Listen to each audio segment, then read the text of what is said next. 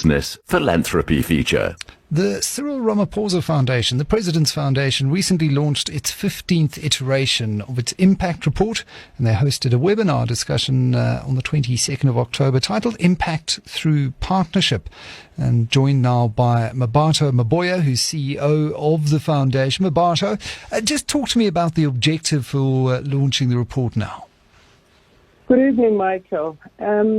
So in 2019, the foundation marked its 15th anniversary, and it was important for us to mark the occasion by celebrating our journey and sustained track record of our own. So amongst the many activities we undertook to mark our 15th anniversary, we commissioned an external review of our impact to society, mainly because our organization is quite complex, although it operates in two main pillars. So we wanted to share the review with our stakeholders and partners because all our work has been successful because of these partnerships, and we also wanted to share and showcase the impact of the work over the 15 years of Cyril Ramaphosa Foundation. And when you look at the impact over the last 15 years, what were some of the key findings? Some of the key findings, the first one is central around the pillars in which we have chosen, or our mandate around education and entrepreneurial development, and that the review confirmed it as key to fostering an inclusive society, which is the core purpose of the foundation. And the report also highlights the strength of Cyril Ramaphosa Foundation and its ability to consistently encourage the corporate sector to get involved in its development work as donors and partners and as mentors. And that we are a catalyst for change because our impact has been overwhelmingly positive for immediate beneficiaries and their broader communities. Some of them is that, in solidarity and partnership to contribute to national and continental and international development objectives has been found to be useful to confirm the continuity and validity of the work of the foundation. And key to us, which is one of, besides the most positive feedback that we got from the review, is that we need to establish more stringent evaluation philosophy and objectives and strengthen the tools that we use to review the work of the foundation. Always a challenge, isn't it, in this space, especially when you're focusing on education. I was just chatting to an education economist from Stellenbosch University, Martin Gustafsson, and things take time because you're measuring impacts through a 12-year cycle. And so very challenging to measure the kind of impact that your interventions are having. Talk to me about this focus on education and small business development and why those two areas in particular are the areas that this foundation is really trying to focus on and make a big impact.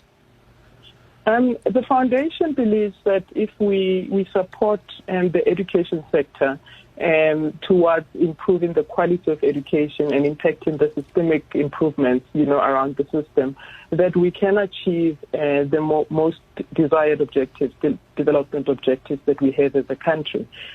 Because we know that education opens up, it's transformative, and it opens up doors particularly for disadvantaged people in South Africa.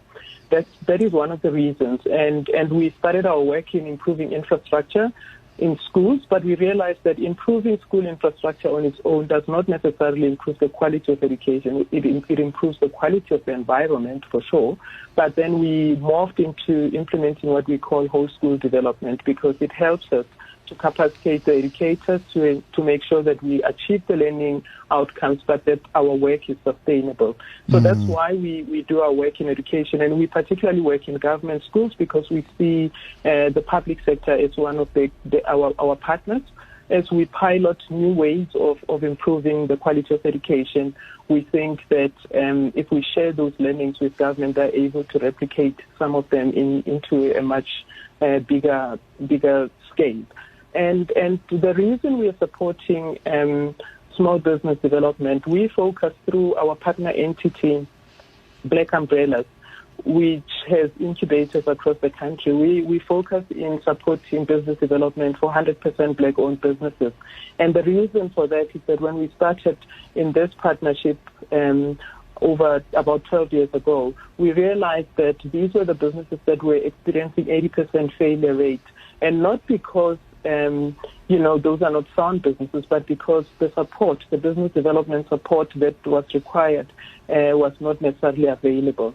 And we've seen great success over the years that when you walk the way with a small business, and especially those that are in the mainstream economy, because those are high-impact entrepreneurs that we work with that create jobs and contribute, through taxes and other means to the economy, that they don't only need financial support. That key is mentorship, it's training on some of the business aspects, and that opens them up to be ready, investment ready, to attract funding and to attract, other equity partners and so forth.